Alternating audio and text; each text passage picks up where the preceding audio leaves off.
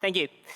Um, yeah, cool. So half the people use TypeScript. I'm a big fan of TypeScript. I've written a book on TypeScript as well called TypeScript Deep Dive. I'm a Microsoft MVP for TypeScript. I've written other books as well, beginning Node.js.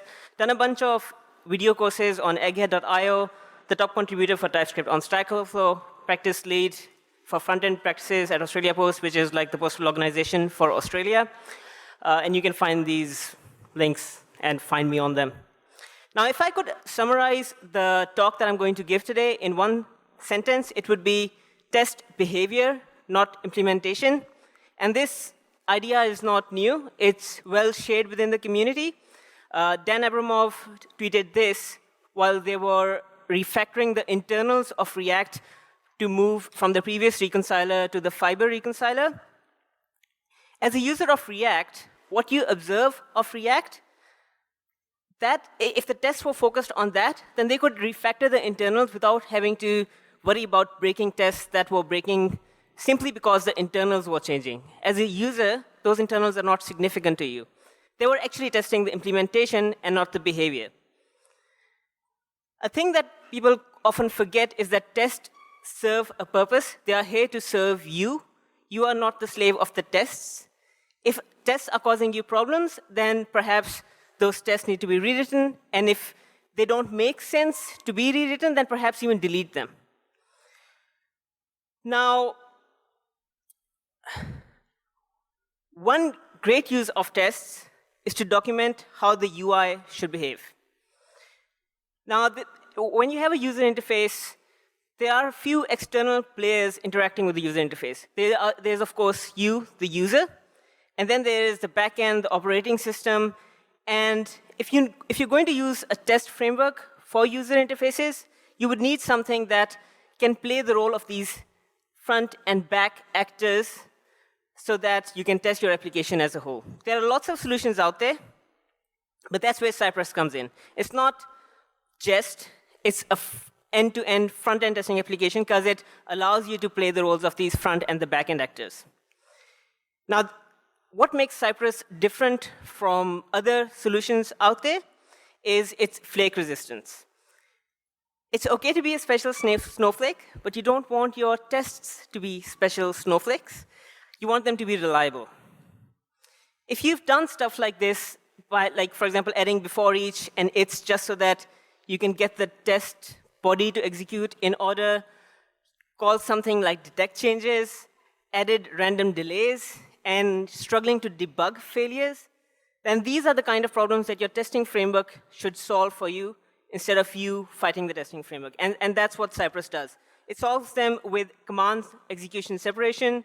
It automatically does retries for you, so you don't need to add detect changes or random delays. And then its retries are actually highly performant because it actually hooks into the browser at a much deeper level than traditional tools did. And you'll see examples of that when we jump into the demos.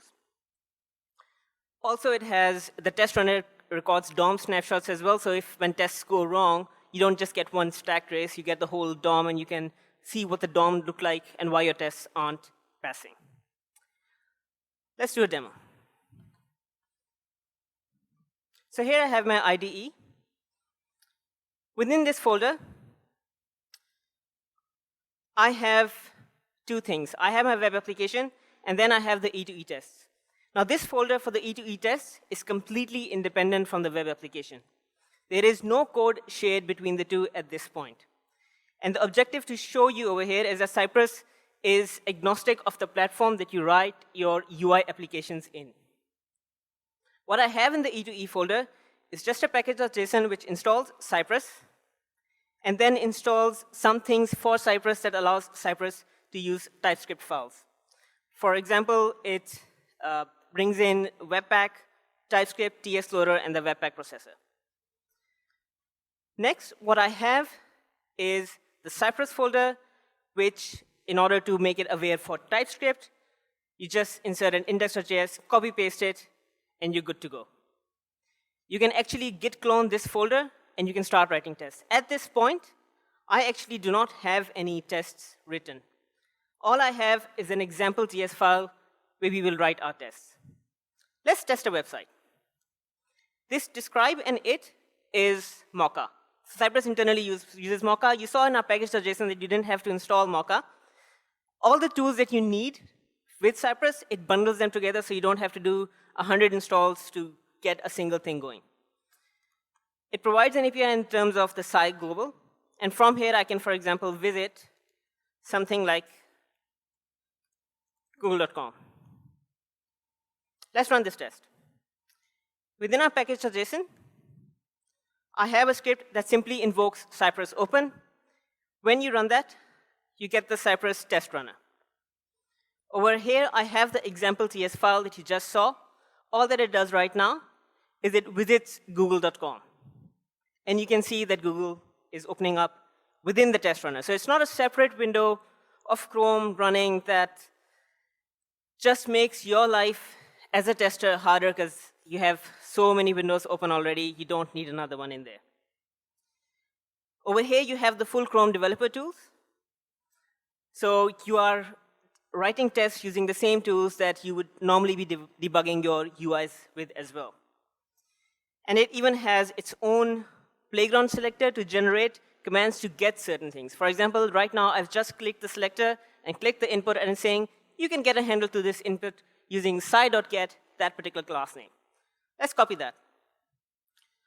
Let's jump to our test, get that, and type in something. Type in hello Russia. The test will automatically reload. Cypress will wait for the visit to complete, and then it will type in hello Russia. A few things are happening here. You notice that Cypress actively waits for the first visit to complete. You don't have to add random delays to make sure that the visit completes before you try to get something from the DOM. Then when you get the input, notice that it's actually genuinely typing as a user would type, hello Russia, key by key.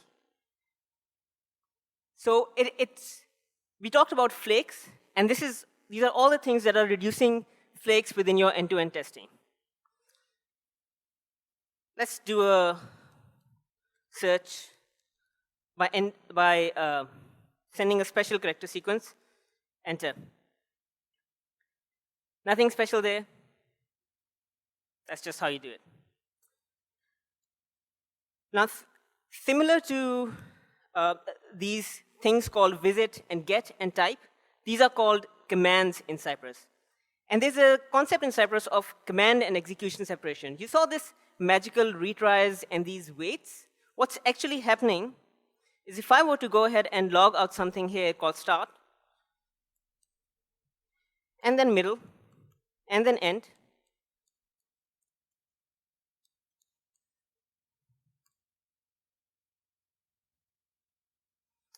you'll see these on the console immediately, even before the tests start executing. So if I bump the font up over here, you can see that start, middle, and end are already printed, and then the tests are still executing. The commands are just the registration for the test runner to go ahead and run these things as reliably as it can with as much flake resistance so you don't have to worry about that. And this flake resistance actually extends even beyond commands to assertions. So let's just go ahead and stop typing using the commands and make an assertion. Dear Cypress, get this input. I've bumped up the font. And then assert that it should have the text H. Well, what's going to make the text H? Nothing's going to make the text H right now, but Cypress is going to try for a while to see if perhaps there was a backend request that you expected that's going to change that. But even after the retries, nothing happens, so the test actually fails. We can actually make this test pass. That's how interactive the thing is. I can go ahead and jump in and press H right now. Did I assert H? Ah, yeah.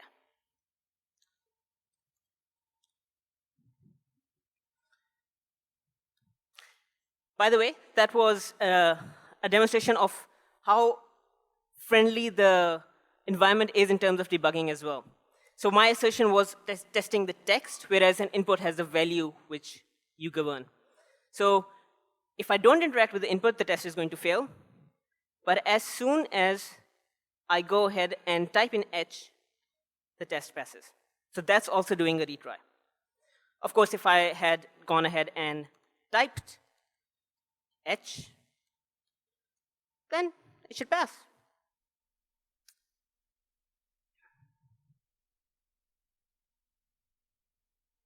Network requests. Removing flake. See? You can do testing on a slow network connection as well. Yeah, let's jump back to our slides.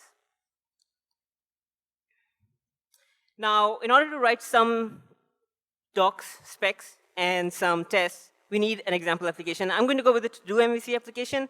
And the reason for that is it comes with a nice description of its features in the form of an app spec markdown document.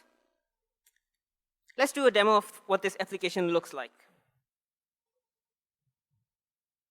So here's the application running. It has you have the opportunity to add some stuff, add some to-dos, mark them as complete, clear the completed ones, or individually delete items as well, filter based on active, complete, pretty much any to-do that you can think of feature, that's what this is.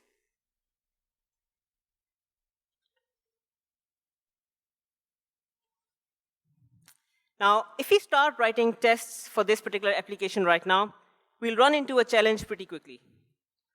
Let's show that. Let's go ahead and instead of visiting google.com, start visiting this application that can be written in any framework and see what our tests look like. What was wrong?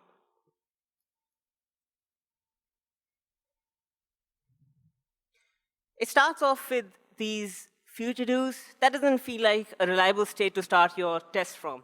And why is that happening? You can actually see over here, the Cypress is telling you that when I made the request for API get all, it came back with some results, and therefore the UI re-rendered after this particular XHR completed. We can remove this because Cypress allows you to interact with the backend, just like it allows you to interact with as the user by typing keystrokes, interact with the backend on the user's behalf. When the browser makes a request to the backend, go ahead and return a mocked result. How do you do that? You start an own server over here, and then you register a route that when the request to get is made for the API, which is running on localhost 3000, go ahead and return this particular object, an empty array. So now when the test runs, you can see that it says XHR stub. So it stubbed out that and returning its own empty array, whereas when we run in a non-test environment, it's still talking to the real backend. And you can definitely do that by stubbing particular XHR requests, but there's a lot more requests over here as well. You can see these requests happening when you interact with the application. There are requests to set items, mark them as complete, add items. And at that point, if you start mocking out all of these, you end up with a duplicate implementation of the backend. And you really don't want that. Just like you can start your UI from a particular state, why not reinitialize the backend?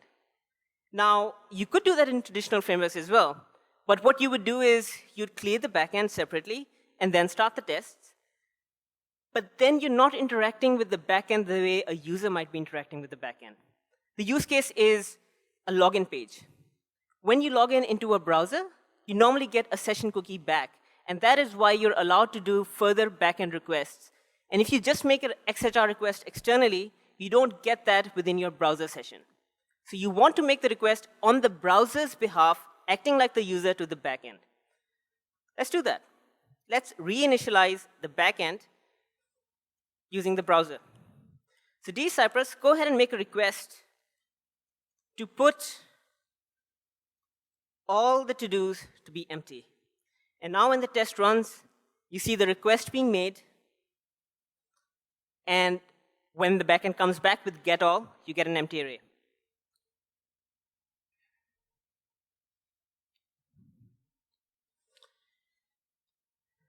Page objects. How many people here are familiar with the concept of page objects? All right, excellent. About half the people are.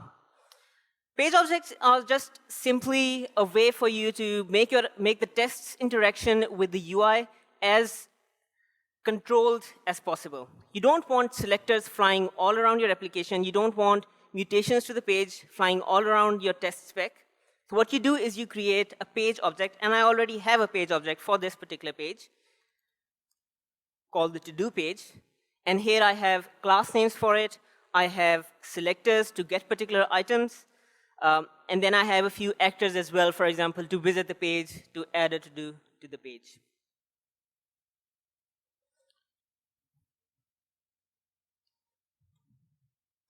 Now, before we start writing tests, one thing that we need to talk about is behavior spec versus implementation spec. It's very easy as a developer when you're writing code to start thinking about code and forget that the purpose of the code is actually the user's interaction with the application. If you look at the to-do spec that I shared previously from the aspec markdown document, it has a bunch of things about its implementation. There's mention of class names, there's mention of specific tags, there's mention of like this whole edit item spec. That's just full of, it's not even listed out as specs. It's listed out as a paragraph that you're supposed to parse and convert into behavior, distinct behaviors. You can do that by actually thinking about what is the user going to do and what are they going to see. So an item, when the user adds an item, it starts off as unchecked. You can mark something as done or undone, and you can remove an item. You can double-click an item to start editing it, and so on and so forth. Now, once you have a spec like this, it's very easy to go ahead and convert these into actual tests that can behave as a documentation. Let's do that.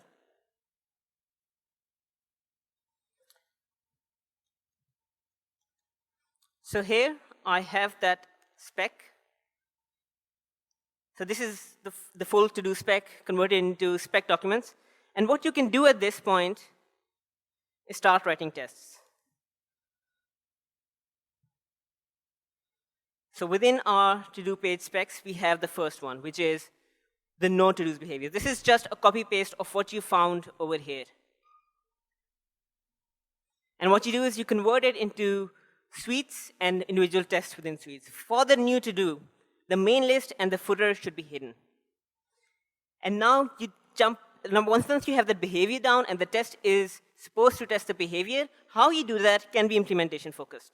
So how do you check that they should be hidden? Well, go ahead and get me from the page object that you saw previously, from the selectors, the main list, it should not exist.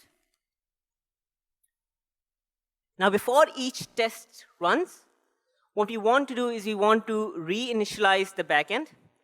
We saw an example of that within our example. I've just moved that example thing into its own utility called server.ts. It has start server, which reinitializes the backend. And then also before each test, I go ahead and visit the localhost page. That's coming from the page object. We've seen this visit call before.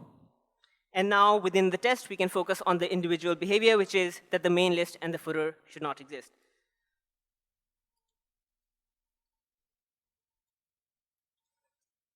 And of course, when we go ahead and run this test individually,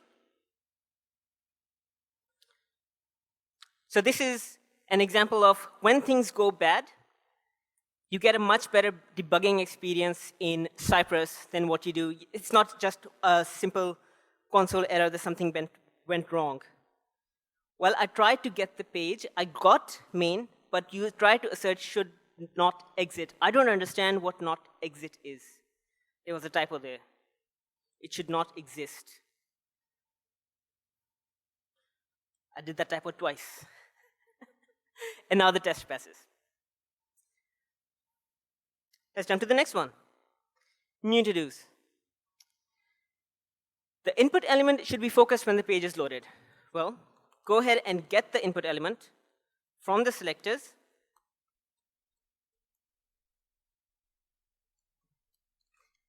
And when the page is loaded, the focused item should have the class same as the class name that exists on the new to-do input. Easy enough. New to-dos are created by enter, adding it to the list.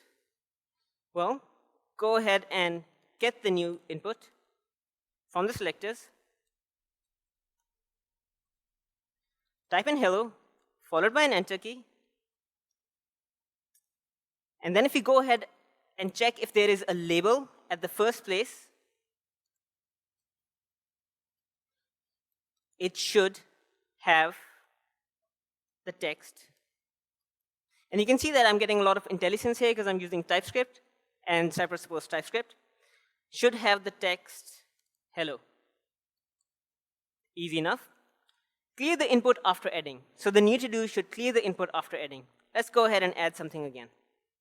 And once we're done with the adding, the input should not have a value anymore. Should have .value. Now, one thing that I want to mention here is that all of these selectors, they are not just the chai selectors, they also use chai query, which is why I'm getting things like have value, have text. And the reason why they have to be strings is because it helps with the command execution separation that we talked about. So you literally have to think about a different API in order to get the flake resistance that Cypress provides you. Should have value empty string. Even though you just typed in hello and an enter, it should clear because you just added it. It should trim it before adding. Excellent. Let's just go ahead and add a few spaces. And then when I get the item, it shouldn't have these spaces. It should only have the text hello. Do not create an item if the trim is an empty value. All right. Let's just go ahead and create something that only has spaces. And then this particular to-do should not get created.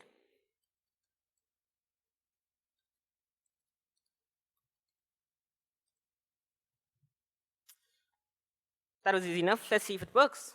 Hopefully it doesn't, and we get to debug that. Sadly, it does. Oh. All right. Let's keep on going. Items. What do the items have as their behavior? Well, they start off as unchecked. That's easy enough. We've done this type and enter a few times. When you do that a few times, it is OK at that point to think about utilizing some utility functions. We've already done that. That particular one is page.addToDo. If I jump to its implementation, it is the same old get the selector, type in that value, and press an enter key. So add a to-do, hello. And then if I go ahead and get the selectors for the first to-do item,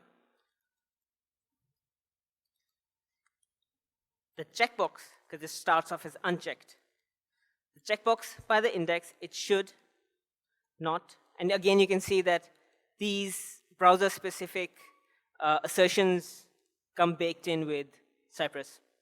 So it should not be checked. Clicking on the checkbox toggles its active state. Excellent. Let's go ahead and get that, and then click it. Click was present, excellent, and it should be checked. Very browser-specific API to help you do this intuitively. Clicking the remove button should do that. Now, I mentioned before that this was Mocha. If you want to skip a test in Mocha, you just do skip, and we can skip that. If you run this particular spec right now, the first two tests will run, the third one will not. And indeed, that is what happens. Now let's just run, and the other two tests passed. So if you just run this, if you want to run this only, just this particular test, you can do that with an only. And within this test, we'll go ahead and get the item. And then once we have the to-do added, let's go ahead and get its remove button. So the spec we're trying to test is clicking the remove button should remove it.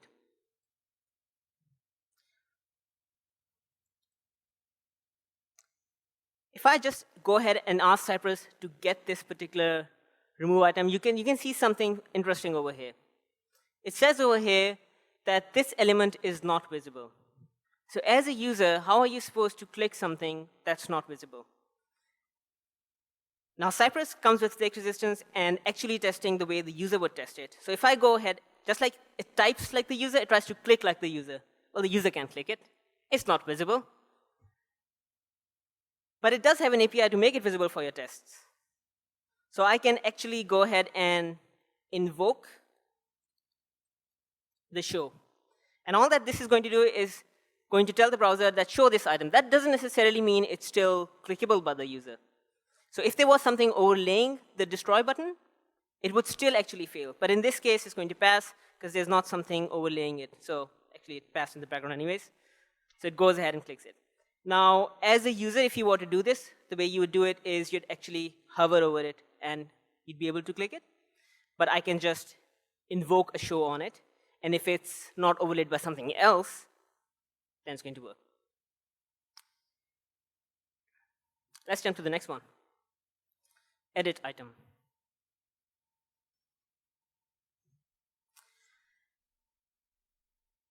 We have a few utilities on each page to start the server and then go ahead and visit the local host. For editing item, it is OK to go ahead and create one that before each test runs for edit an item, let's just go ahead and add an item. So you can nest before each for your particular suite if you want to, and that's what I'm doing over here. Now, double-clicking the to-do label activates editing mode. Well, let's just go ahead and get the selector for the label.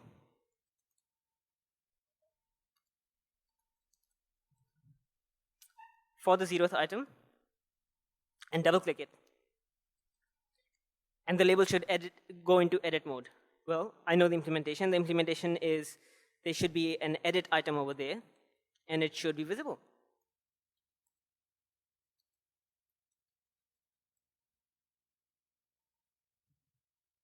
Let's just write all of them and test them in one.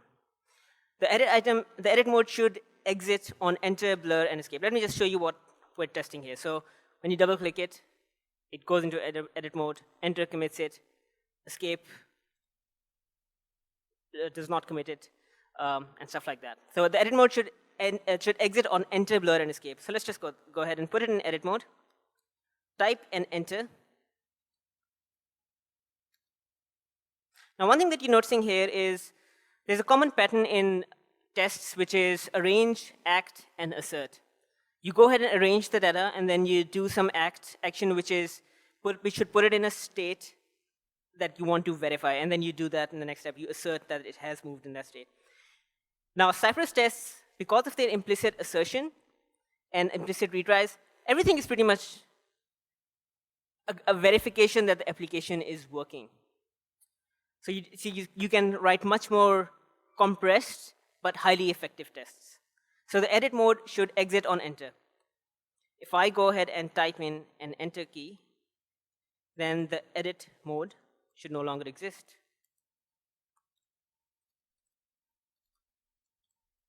The same thing should happen for blur and escape.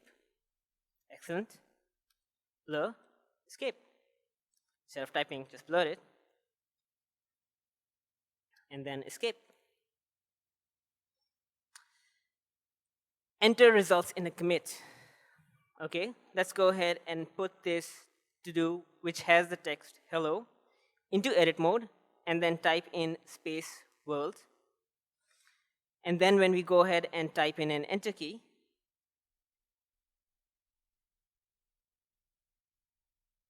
which is already present, the label should have the text hello world.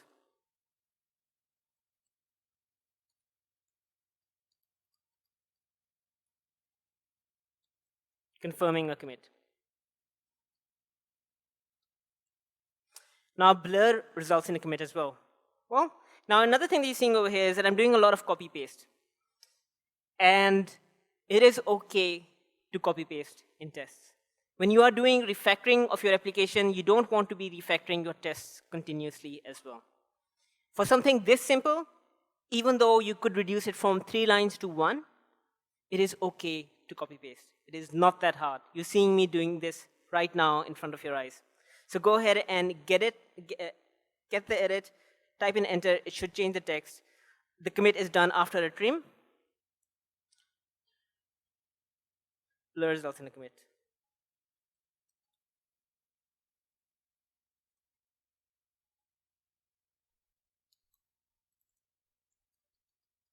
Because I haven't consolidated it, I can work on individual tests without having to think about the infrastructure of the tests. Blur results in a commit, that's done. The commit is done after a trim. Let's go ahead and add a few spaces at the end. But these spaces should not show up in the label. If the trim results in an empty value, the commit should destroy the item. Ooh, that's an interesting requirement. But that's what the business wants. That's what the user will see. So let's go ahead and test that. Clear the value of the input. Then what should happen? The label by index should no longer exist.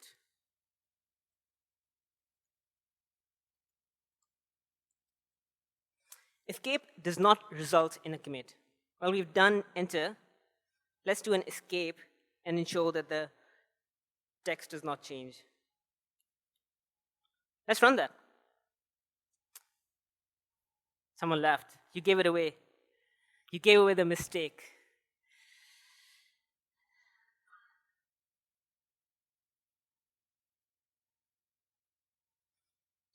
Another thing that you'll notice over here, that Cypress tests run much faster than other frameworks that you might have encountered. So one of them failed. That's good. So if the trim results in an empty value, the commit should not change the value. The commit should destroy the item.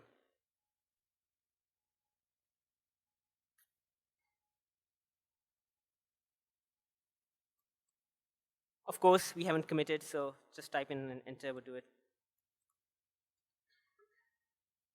And if you're going to run that, pro tip, only.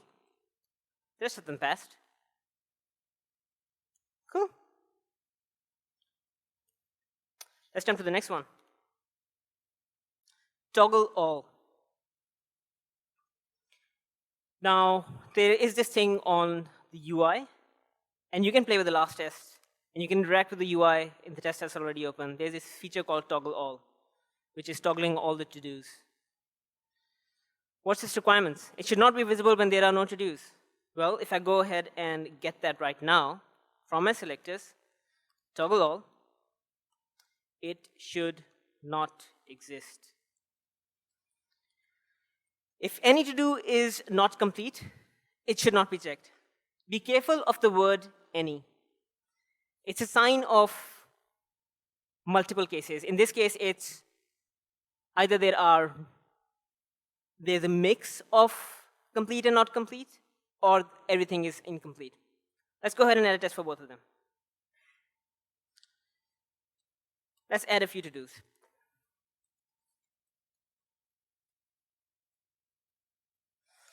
At this point, none of them are complete.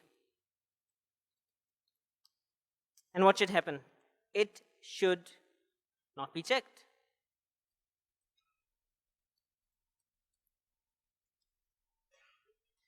And then there can be a mix of to-dos. Well, we've already done a spec on clicking items.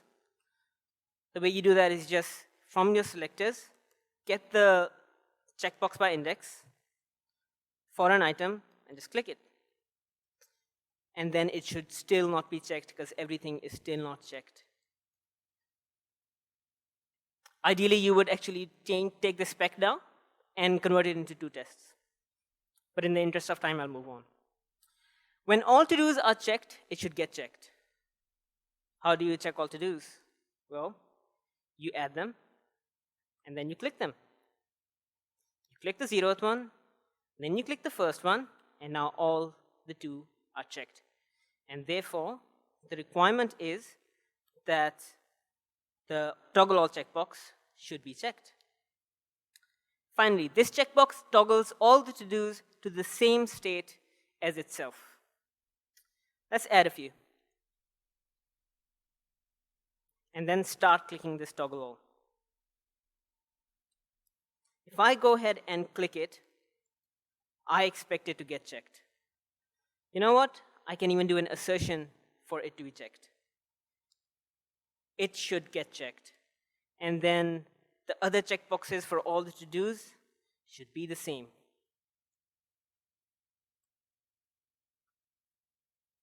For the first one, and for the 0th one, and for the 1th index one. That's pretty much it. Let's click it again to uncheck it. And then all the other ones should uncheck it as well.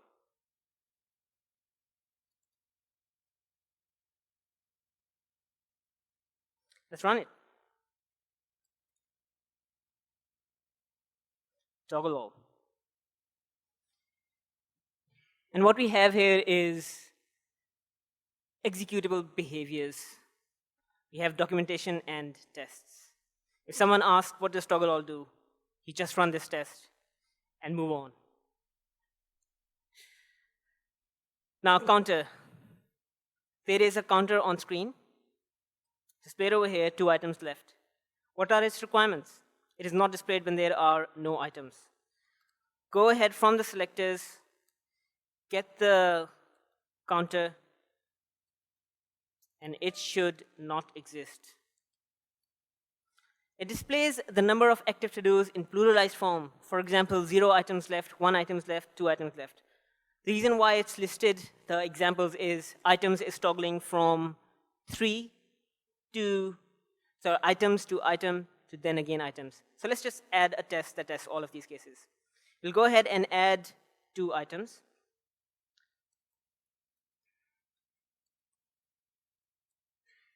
Hello, Russia. And then we go ahead and get the to-do count. It should have text. 2 items left. Then if we go ahead and click one, how do we click one? Copy paste. I could totally write it. But what's the point? I'm not building a testing framework here. I'm building tests. I can refactor this line without worrying about what I've done in the past. So go ahead and get the checkbox by index, the first one, and click it. And it goes to 1 item left. And then when you click the second one, it goes to 0 items left. Let's run that.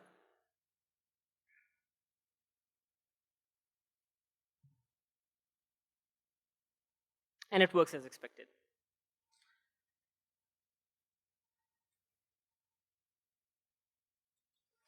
What you're seeing here is that there were a lot of requirements, and it's very easy to write these tests. Few lines. ClearCompleted button.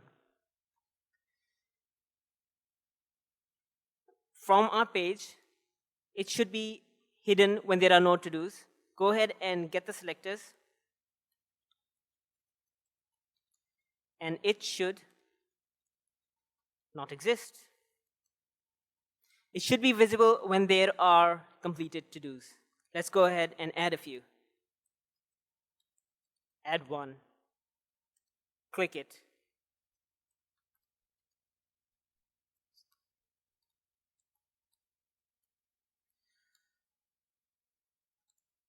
Checkbox by index, the 0th one that we just added, click it, and then this ClearCompleted should magically exist.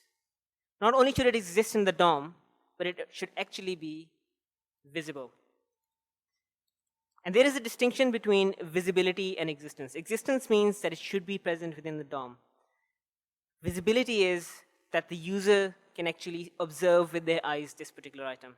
And Cypress has helpers for that. Should be visible.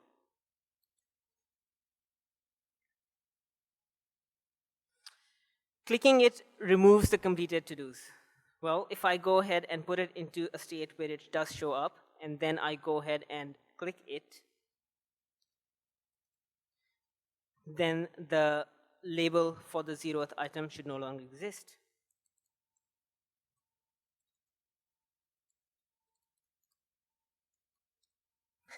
Existy. All right. ClearCompleted button. One more thing that you've noticed over here is that I have the console open on the left-hand side. That is something that I do, because if the application has some terminal illness, you get to see it on the console. If there's, let's just go to the application, and go ahead and throw a new error here. I have no idea what's going to happen. Love JavaScript. It will probably still work. No, thank God. But if I were to do it safely, for example, doing a console.error,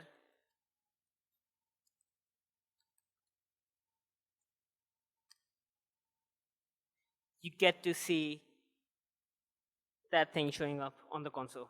So this console is integrated not only with your tests, but also with the application that's running. That's another feature from Cypress.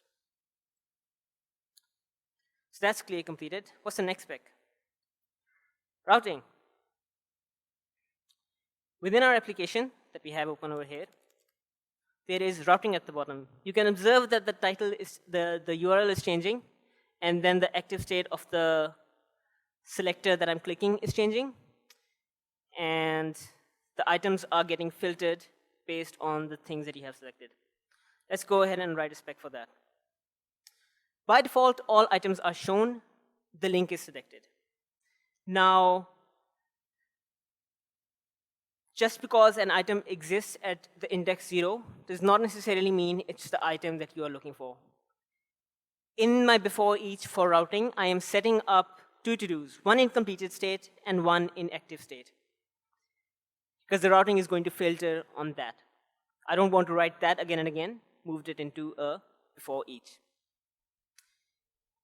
Now I could start writing tests that also scrape the screen and start, like, observe the DOM and try to find the checkbox and the text and say that, okay, this particular item is the active one and the to-do one.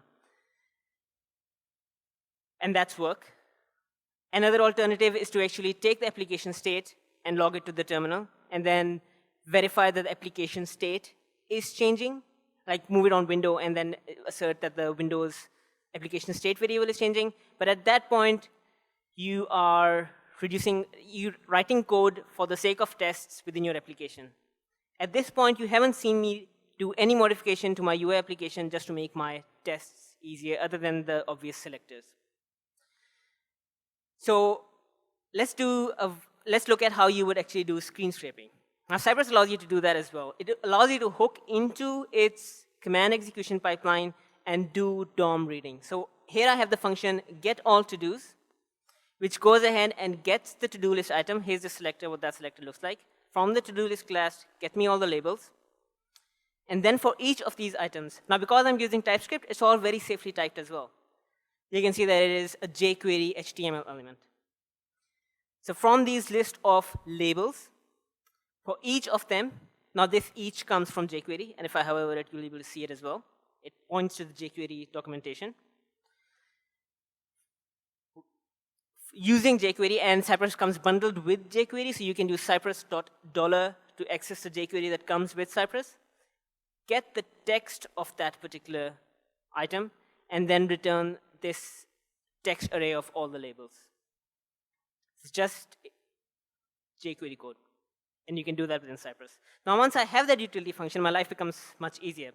By default, all items are shown. Well, from the page, get all to-dos, and it should deeply equal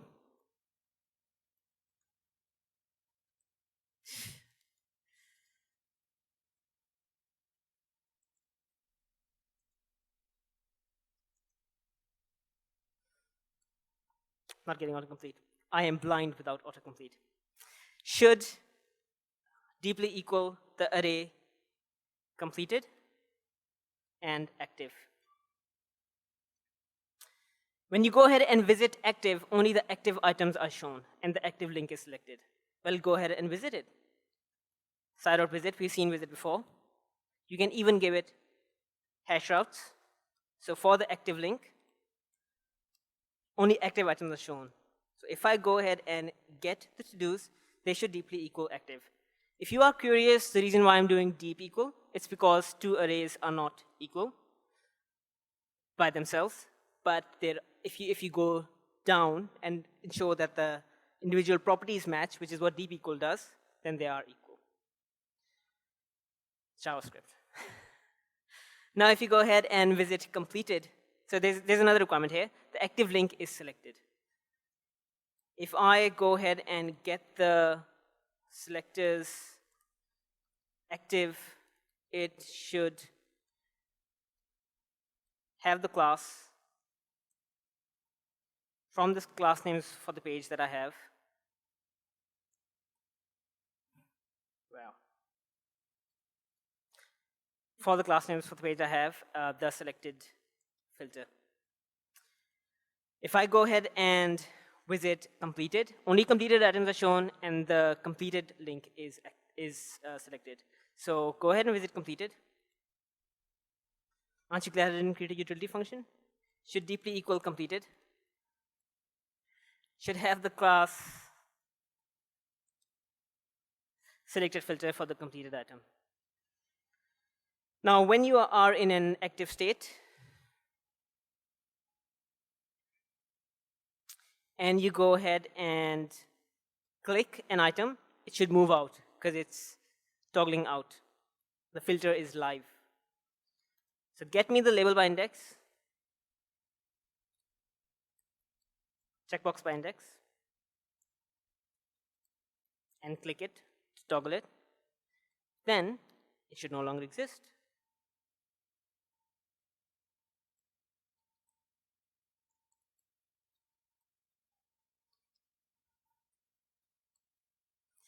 Same for completed.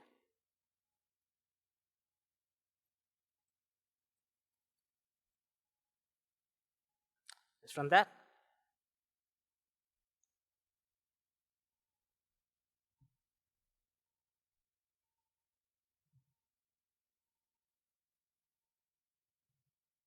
Great. Now in the 20, 30 odd minutes that we've been live coding, we have taken all this spec and written actual tests behind all of them. And that's how easy it can be. So for the people that actually hated it, try this. You might still hate it, but you might hate it a bit less. One last thing that I'll show at this point is, at this point, we haven't actually shared any code between our E2E tests and the web app. There's actually nothing stopping you from doing that. So within our page object, you see these class names that are magically coming from the page. How you get them is, of course, you just inspect the DOM and you realize, okay, so this has a class new to do, and that's why that's over here. But I can actually use the class names from the web app. So let's just go really, really up.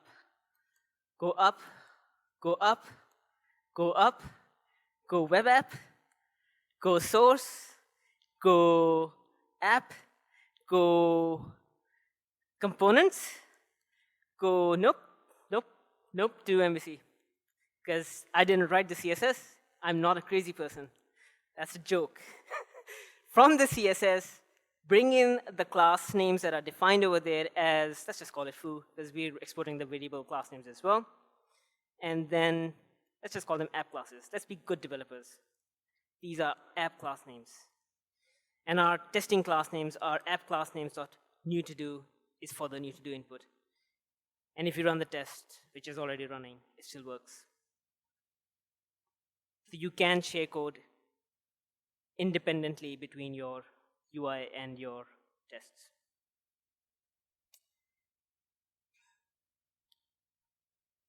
Thank you.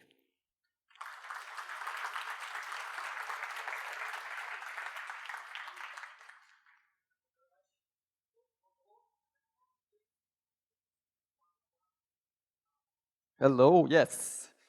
So my friend, you got lots of questions. Oh, let's go sit down and have a short interview. Let's start with the simple ones and literally like yes, no. Is that works only for React? No, we did not use any. We tested Google.com as well. That is not built with React. Okay, and now the question I really love. So it's so good project. So does it mean that I can stop using unit testing at all? No, it definitely does not mean that you should stop using unit tests. Unit tests exist to ensure that the code actually functions at an individual level, whereas these are behaviors that the user observes. Just because your unit tests pass does not mean that the user gets to do what they want to do. That's what the end-to-end these behavior tests are for. Now, if you don't have end-to-end tests, the user might not have a good experience. Now, if you don't have unit tests, then your development experience is going to be awful because there's going to be a lot of code flying around that actually doesn't even function, and you don't know because you never wrote a test for it. So that's what unit tests are for. Good, yes. Okay, folks, it's just to complement unit tests. It's not to replace them. Yeah. There is a value between all of them. So if your behavior tests are the most value and within your limited time resources, if that's all you can do, then it's okay. If unit test is all that you have time for and that's where you're struggling, it's okay not to have behavior tests. That's why we have real-life code in the world out there. But if you have resources, definitely do both. Good. The next question is that possible during test run to get some data from backend and depends on this data to skip or to not skip some tests? So it is definitely possible to get some backend data. So you saw me make a request, side.request, and initialize the backend. I can actually read the response and take action on it. The second part of the question is it possible to use conditional tests based on that? Conditional tests are a bad idea. Conditional tests are fundamentally, I want this test to run sometimes. So what you should do instead is perhaps have, for your test environment on the backend, 2 ways of initializing the backend. So you initialize in one particular state, and then test that state, and then initialize it in a second state, and test that again. Don't put an if inside your tests. Good. Yeah. Is it possible to take screenshots?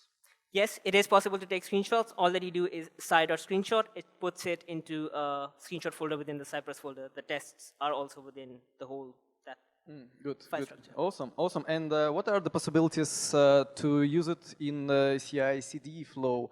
Or to run it in Docker or maybe in the cloud? Is that possible? Yeah, it's very easy to run it in Docker as well. So the reason why Docker is significant is you can run it in any CI environment. But for Travis or other popular ones, they have built-in recipes. You just copy the Travis YAML file, for example, for Travis, and that should get you going. Cool. Is there something like this for WebGL and Canvas-driven applications?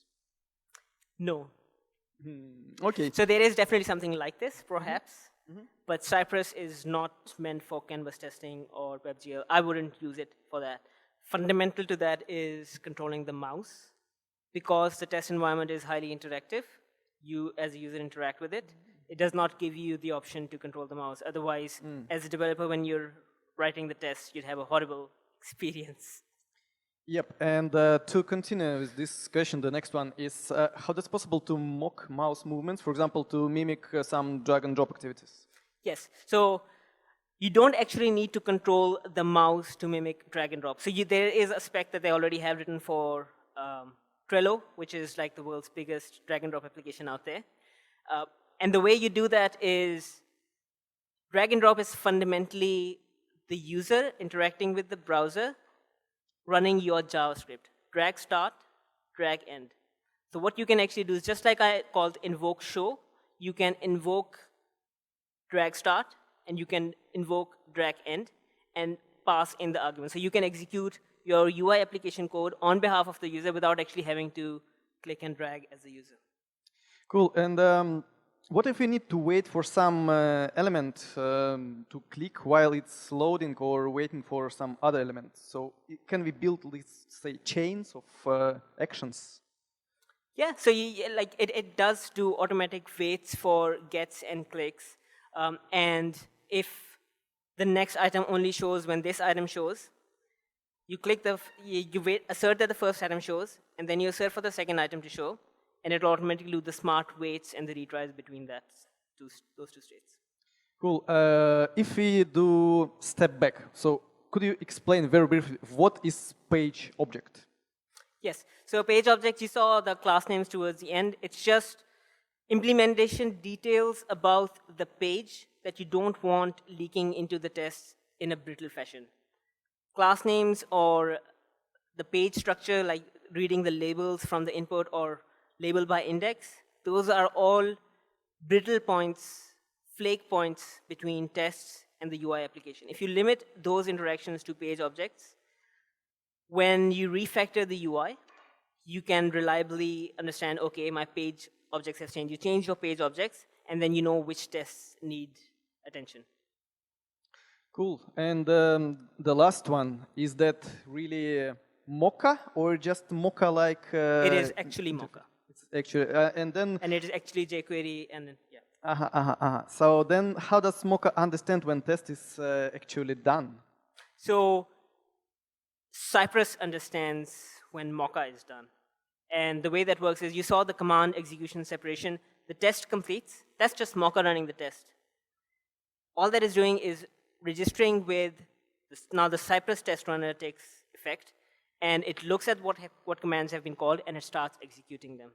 So if you have, as an example, a Mocha failure, it's at a lower level. When you have a Cypress failure, it's after the tests the test body has actually completed, and now the execution has failed. Yeah, and the very last one, personally, from me. So Cypress is pretty much everywhere now. So literally, now you know why. This Sunday, I organized full-day workshop in Copenhagen, driven by Gleb Bakhmutov, who is one of like main maintainers. And how did we live before in the pre-Cypress era? What did we use at all? It's the same as what we did in the pre-module systems era, or we did in the pre-CSS and JS era, or we did pre-React or other UI frameworks era. It's just we achieve so much more now because of tools improving. Cool. Thank you very much.